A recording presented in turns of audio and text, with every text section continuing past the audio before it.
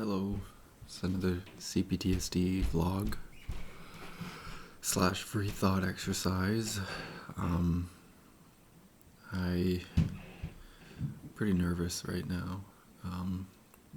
There's, but I don't feel too bad. I feel just nervous. There's quite a few things to talk about. Oh boy, so it's got to do with relationships is a huge topic. So basically, like, I can't remember. Oh yeah, so I talked about this already. I told that girl I like her, and she basically rejected me. And that stung, but I'm moving on, and she actually wanted to still play cards today, which I thought, it's okay, whatever. I was ready to go home and sulk after church, but she wanted to play cards, so I said okay, and so we played cards with another friend too, and then so what happened was I went to this Native New Year celebration called Hubiye, and that was good energy. That was good, a good celebration. It was good there, and it was like all the different native tribes dancing and celebrating, and there was like food and yeah. But anyways, I went with this guy who runs the men's group, and he basically invited me to come along with his family. So I go to this men's group.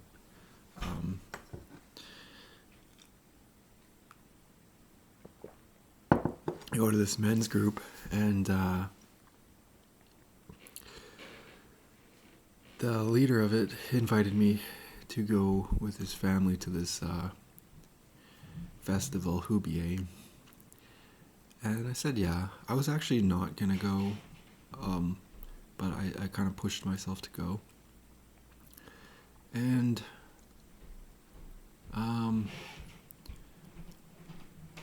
so his wife and his daughter and his grandson came along, and man, I got so much to think about, because at the end of it, the daughter gave me her phone number, and I wasn't really expecting that. And like, I'm just nervous. I've been praying for a wife or a girlfriend, just because I'm pretty lonely. And so now God heard my prayers, and he is providing again, actually, because that guy from church that's from India said that he found a girl from India for me. There's so much going on. I'm taking it kind of slow because I need to like think and process, because I'm just nervous. Probably a little scared about what to do, because it's like a big decision. I don't know what to do. Yeah, it's a big decision, so I'm just like praying for God to be with me and help me as I decide what to do. And I'm just actually tonight we had a Bible study. So I lead a Bible study. It took way too much effort to get that started. It took way more effort than I thought it would. But it started, and now we did session 3 today, which we were talking about Genesis 2:15 to 25, where it basically is saying, God says, don't eat from the tree of knowledge of good and evil, and to Adam, and he says that name everything, all the animals and everything, name them all, and Adam does, but God, none of them are a helper for Adam, and he thinks Adam needs a helper, so God puts Adam to a deep sleep, and then he takes one of his ribs while he's sleeping, and he closes up the place where he took the rib with flesh, and then he makes a woman from the rib, or he makes another from the rib, and another person, and this one is a woman, and so Adam names her a woman, and he says, this is flesh of my flesh, bone of my bone. And then I think it ends by saying that this is why a man leaves his mother and father and clings to his wife. And it was still in the beginning, so they were both naked and neither were ashamed. So anyways,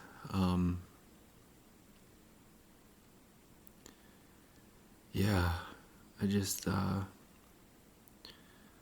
I'm really nervous and anxious about what to do, because like there's so much possibility, and I don't know, like I just don't, I'm just nervous and afraid, I think. You know, I've heard before that we have like one relationship in our life, but we have it with different people. I've dated, different women, but I never took it seriously. And I also slept around, which I'm not proud of. But I never took it seriously. It was always kind of something far off or whatever. Something you don't think about, and this is kind of like maybe a childish way of thinking about things. Thinking of things like in not a realistic way. But yeah, I'm just nervous.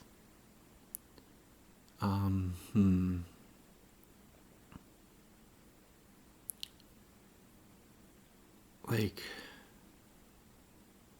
I don't know what to do. Well, I kind of know what to do. I'm just nervous.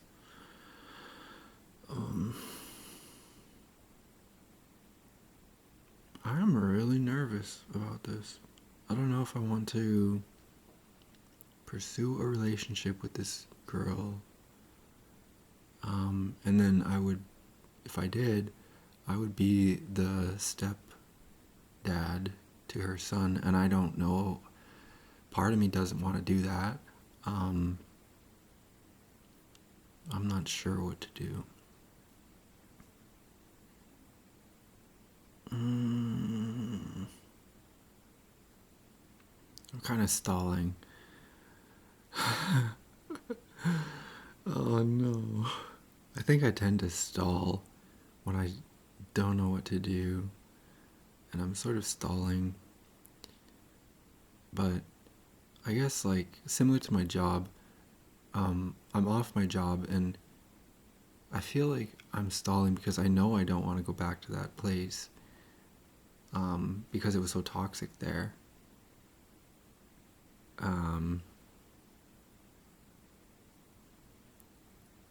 Ugh. Here's something like I don't know how else to put, but I gotta say it. I think that, and I don't know if this is just me, but I think that the energy is so off in our modern day, and like it's not something you could put your finger on because it's not like a fact, but it's something that you could maybe feel. And at least for me, I just feel like the energy is off. Ooh. And it always makes me do that. It always makes me go like, ooh, like, ooh. Like it's like a, ooh, I was just trying to like shake it off. Like, I really like when things are good energy or good vibes, but I don't like being mocked about it. And a lot of times you can get mocked about it because people can be like, yeah, man, good vibes, man. Like a hippie or whatever. And I don't know. I don't know. I just, yeah. I do feel like the energy is like off in our modern day, 2025. I feel like it's been off for like years. And I don't know if this is just a getting older thing or what. But, yeah. The good news is I think there's ways to be in good energy.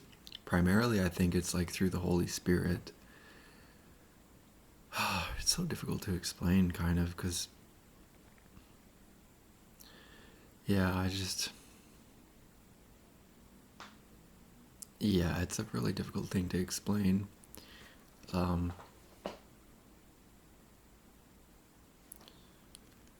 but, like, good energy, that's God.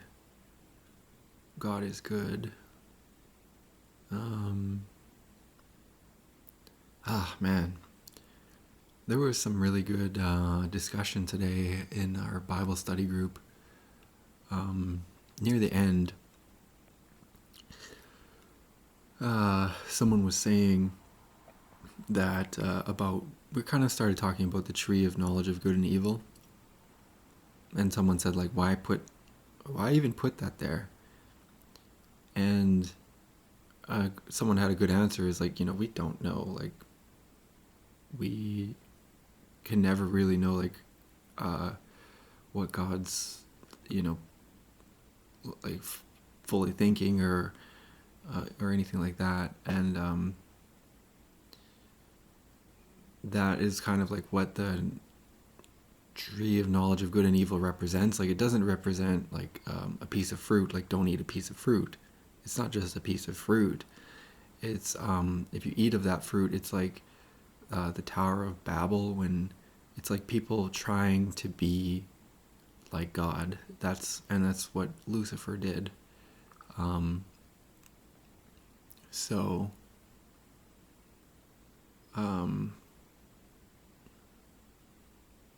we don't.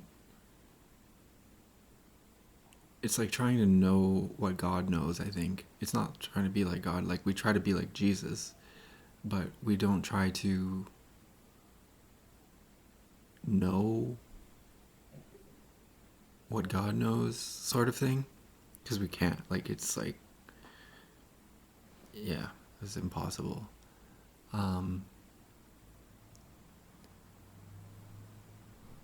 And the tree. Oh, so the discussion was like, it was sort of like, why put that tree there at all? And I said, like, it's so that we would have a choice. Like, it's a free will thing. Like, God gave us the choice, and I think that I didn't get to say all this part, but I think the choice is because he loves us. And it's like that old saying, if you love something, let it free. If it returns to you, it's yours. And I think that when we love something, like it says in the Bible somewhere, that love is caring, love is kind, love doesn't like demand, like. So if you think, like, the way I think of it is like, if I said, okay, do you want to go to the movies? And then before I even heard your answer, I went and I sent two big strong guys to come and grab you and carry you to the movies and put you in the seat and hold you there. That's force, you know?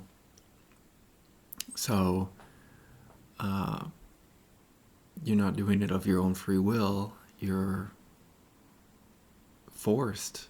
And so that can't be love, like, or that's not what love is. It's not force, right?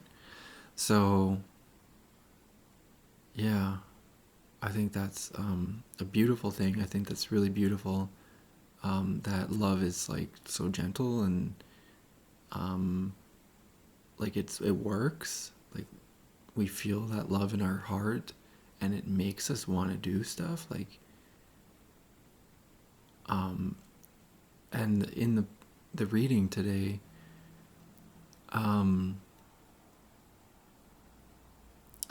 or after, someone else said that a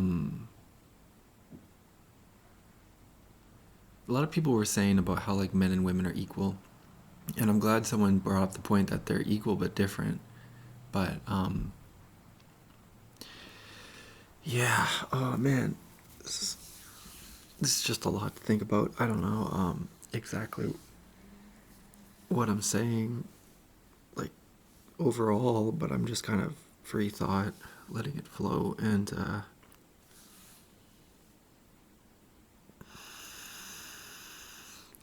I'm just nervous about this whole dating and relationships thing.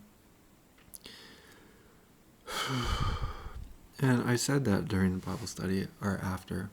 I was like, you know, I'm nervous about getting into a relationship, but God is telling me to be brave. And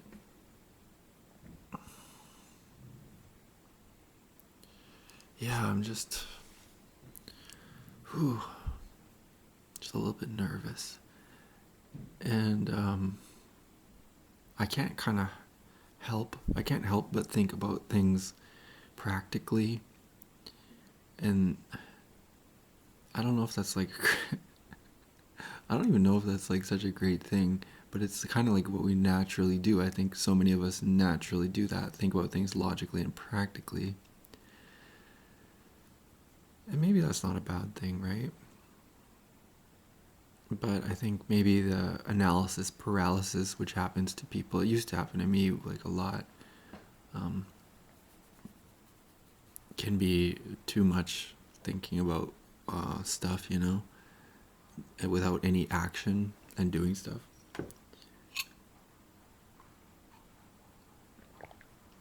I always think that time is kind of the element that needs to be accounted for. Maybe that's kairos in ethos, pathos, and logos, but talking about Aristotle's whatever things for believing something. Maybe time is really important too, because it's always like moving. At least we perceive time to be always moving, right? Even though apparently I've heard that, well, God knows everything, right? And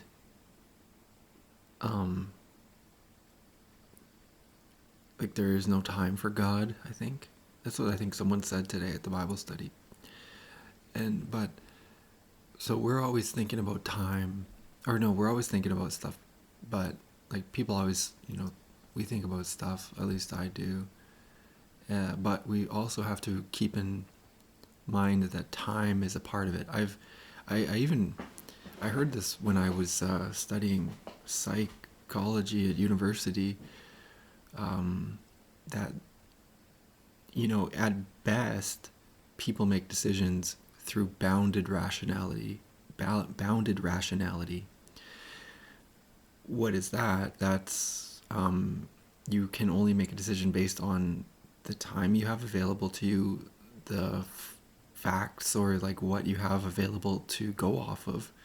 and that's kind of like what binds your rationality, your your decision making. And I thought I was pretty I don't know, impressed with that, because I thought like, wow, that makes a lot of sense. Obviously, well, maybe not obviously, but that makes a lot of sense. But it went even further later on for me when I learned about Walter Fisher's narrative paradigm, and then I was like, oh, this seems more like, in terms of logic and rationality and decision making and all of that, this actually makes much more sense. This accounts for more things. And it just says that people are actually not rational. It's supposed to be a paradigm shift. So one side, or one paradigm would be people are rational, but the other side is saying that we're all irrational and we make decisions based on stories. And I was like, oh, that actually makes a lot more sense. And I'm a very big believer in stories, for reasons that are difficult to explain. I'm laughing because it's been like many years of trying to sort of be able to even explain this stuff, but I kind of, I don't know if it drove me crazy, but it was a lot to think about on my own. It's hard to do stuff on your own.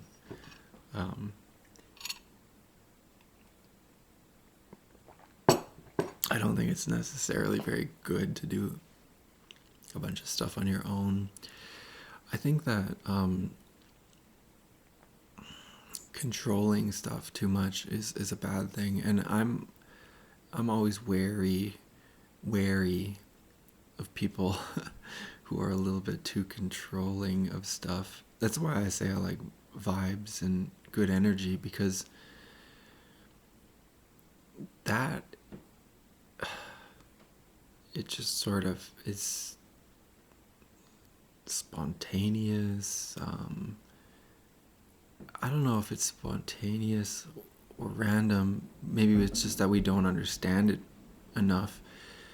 But it's like it's good. It's always good, because that's what it is by its definition. Similar to, or just like God is always good by his definition. So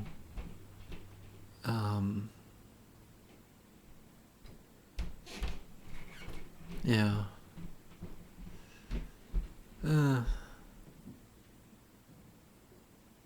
No. So anyways, what else? I guess, mood-wise, Cptsd, mood. I still feel pretty nervous and anxious, but at least I'm out there doing stuff. And I still feel a lot of anxiety about what I'm doing with my life and work and stuff.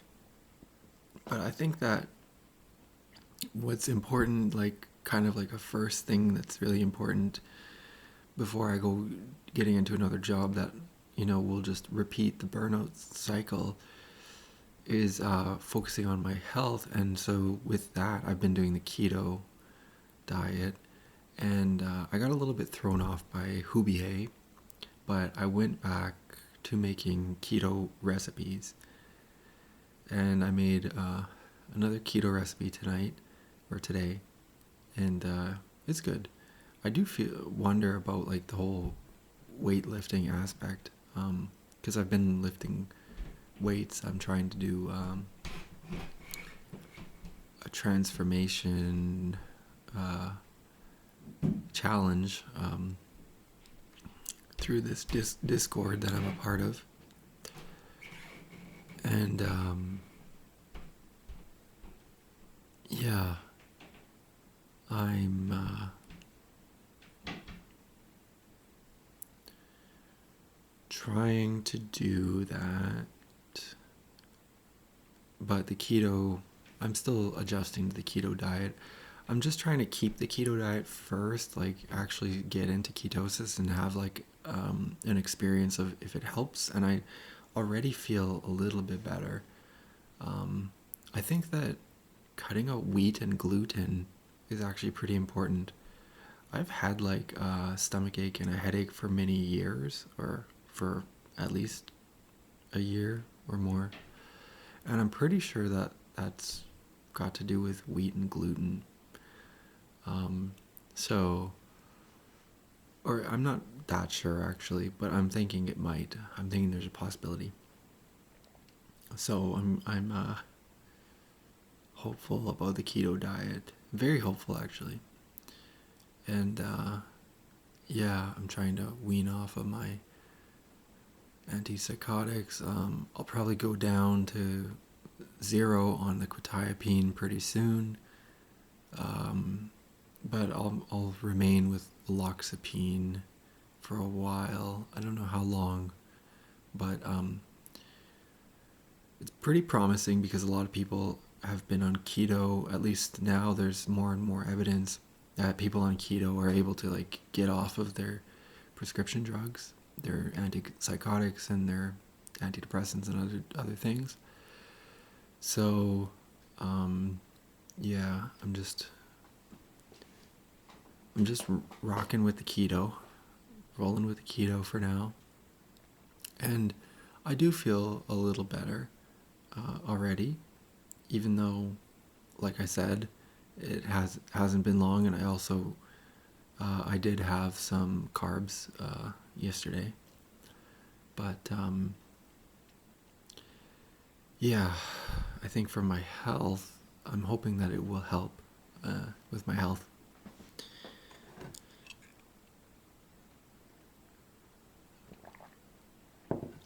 And I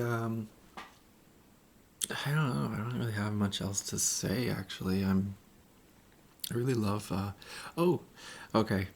I saw a video that I liked by Dylan McKnight, and I liked it because it was just such a real, truthful video. At least to my perception, because he was talking about his porn addiction and his addiction to to porn, and that how it's like negatively impacted him. And I think that's just such a real topic for so many guys. 78% is one figure I saw of men that use porn, but I've heard other figures like 90% or 95%. And then there's like it's like a third of women or something. So it's a really real thing, but for a lot of people it's definitely a silent addiction, or like a silent thing, and I think a lot of people struggle with it. And so anyways, he was just kind of like crying and coming clean about it, and feeling feeling like it really negatively impacted him. And it was kind of interesting because he was saying how that he doesn't feel anything, like he's emotionally dead or something like that, and he thinks he's like a sociopath or a monster. I thought that was interesting because I oftentimes don't really feel much, but I don't know if that's strictly from porn. It could be connected though, but yeah, it also made it so that he like has erectile dysfunction, and is not really attracted to real women. And just by the way, this guy is he's sort of like, instantly I compared him to, after he did the video, he went and did a gym montage with like some uh, rave music or techno, or like some like hype up music. And so instantly I compared him to like, he's in the same vein as Ziz, who is another bodybuilder guy, kind of a sort of a legend in the bodybuilding world, but or among bros. And so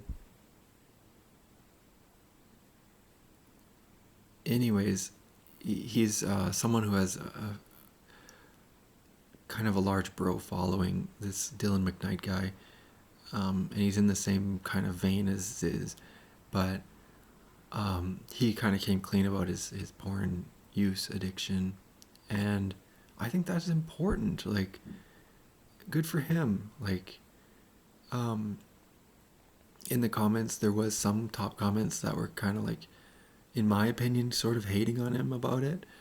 Then there was some caution, and then a lot of comments were like supportive of him for coming clean about it, and saying that like, that's like, it takes a real man type of thing to do that. And I agree. Like, it's hard to be vulnerable like that, and especially like porn is like, ugh, it's such a bad thing, I think, for people. The effects of it can be really, really bad for like prolonged use, and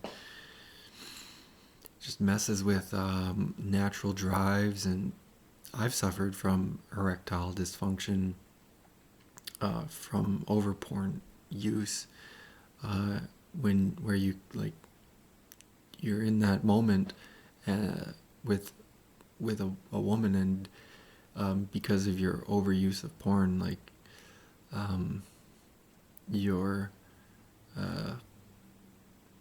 your equipment doesn't work properly. And I mean, it's a real issue. Let's just put it that way. So I think it's good that he made that video. I'm supportive of any guy who's trying to go off their porn use. The way I did it was with God's help.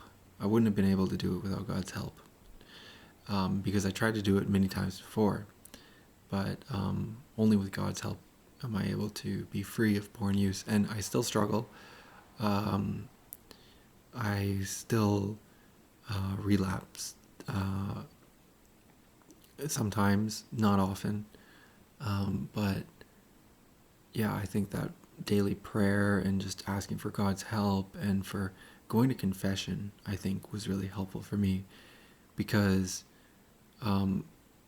it does feel like it's like something like so wrong, and that's like part of the shame part. It feels like something that's so wrong, depending on as well how you were raised, but it just feels so like, and no one hardly talks about it too, which makes it more difficult, I think, too, like, to stay in the shadows if no one, like,